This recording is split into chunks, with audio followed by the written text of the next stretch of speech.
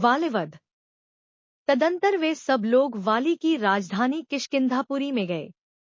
वहां पहुंचकर राम एक गहन वन में ठहर गए और सुग्रीव से कहा, तुम वाली को युद्ध के लिए ललकारो और निर्भय होकर युद्ध करो। राम के वचनों से उत्साहित होकर सुग्रीव ने वाली को युद्ध करने के लिए ललकारा। सुग्रीव के इस सिंहनाद को सुनकर वाली को अत्यंत क्रोध आया। क्रोधित वाली आंधी के वेग से बाहर आया और सुग्रीव पर टूट पड़ा। वाली और सुग्रीव में भयंकर युद्ध छिड़ गया। उन्मत्त हुए दोनों भाई एक दूसरे पर घूंसों और लातों से प्रहार करने लगे।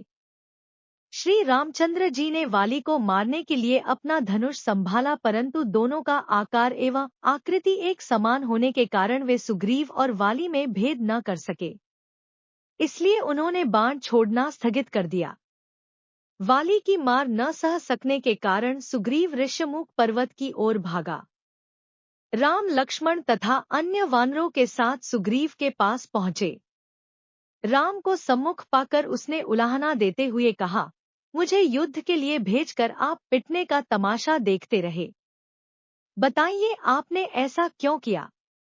यदि आपको मेरी सहायता नहीं करनी थी तो मुझसे पहले ही स्पष्ट कह देना चाहिए था कि मैं वाली को नहीं मारूंगा, मैं उसके पास जाता ही नहीं।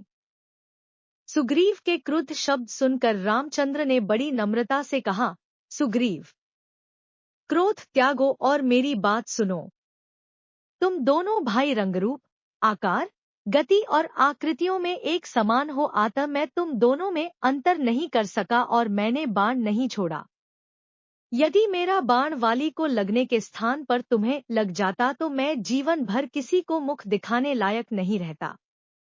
वानरेश्वर, अपनी पहचान के लिए तुम कोई चिन्ह धारण कर लो जिससे मैं तुम्हें पहचान लूं और फिर से युद्ध के लिए जाओ।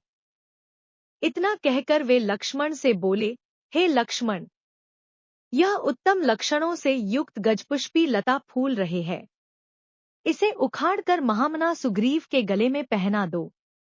लक्ष्मण ने वैसा ही किया और सुग्रीव फिर से युद्ध करने चला। इस बार सुग्रीव ने दूने उत्साह से सिंहनाद करते हुए घोर गर्जना की, जिसे सुनकर वाली आंधी के वेग से बाहर की ओर दौड़ने को उद्यत हुआ। किंतु उसकी पत्नी तारा ने भयभीत होकर वाली को रोकते हुए कहा, हे वीरश्रेष्ठ, अभी आपका युद्ध के लिए जाना श्रेयस्कर नहीं है। सुग्रीव एक बार मार खाकर भाग जाने के पश्चात फिर युद्ध करने के लिए लौटा है। इससे मेरे मन में शंका उत्पन्न हो रही है। ऐसा प्रतीत होता है कि उसे कोई प्रबल सहायक मिल गया है और वह उसी के बल पर आपको ललकार रहा है। मुझे कुमार अंगद से सूचना मिल चुकी है कि अयोध्या के अजय राजकुमारों राम और लक्ष्मण के साथ उसकी मैत्री हो गई है। संभव है वे ही उसकी सहायता कर रहे हों। राम के पराक्रम के विषय में तो मैंने भी सुना है। वे शत्रुओं को देखते देखते धराशायी कर देते हैं। यदि वे स्वयं सुग्रीव की सहायता कर रहे हैं तो उनसे लड़कर आपका जीवित रहना कठिन है। इसलिए उचित यही है कि इस अवसर पर आप बैर छोड़कर सुग्रीव से मित्रता कर लीजिए। उसे युवराज पद दे दीजिए। वह आपका छोटा भाई है और इस संसार में भाई के समान हितु कोई दूसरा नहीं होता। उससे इस समय मैत्री करने में ही आपका कल्याण है। तारा के इस प्रकार समझाने वाली ने कहा, वरान ने, मैं सुग्रीव की ललकार को सुनकर कायरों की भांति घर में छिपकर नहीं बैठ सकता और न ललकारने वाले से भयभीत होकर उसके सम्मुख मैत्री का हाथ ही बढ़ा सकता हूँ। श्री रामचंद्र जी के विषय में मैं भी जानता हूँ।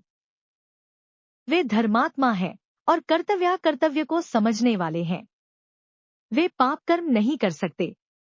तुमने मेरे प्रति अपने स्नेह एवं भक्ति का प्रदर्शन कर दिया। अब मुझे मत रोको। मैं सुग्रीव का सामना अवश्य करूंगा और उसके घमंड को चूर चूर कर डालूंगा। युद्ध में मैं उससे विजय प्राप्त करूंगा मगर उसके प्राण नहीं लूंगा। यह कहकर वाली सुग्रीव के पास पहुंचकर उससे युद्ध करने लगा। दोनों एक दूसरे पर घूंसों और लातों से प्रहार करने लगे। जब राम ने देखा कि सुग्रीव की शक्ति क्षीण होते जा रही है तो उन्होंने एक विषधर सर्प की भांति बाण को धनुष पर चढ़ाकर वाली को लक्ष्य करके छोड़ दिया। टंकार ध्वनि के साथ वह बाण वाली के वक्ष में जाकर लगा, जिससे वह बेसुध होकर पृथ्वी पर गिर पड़ा।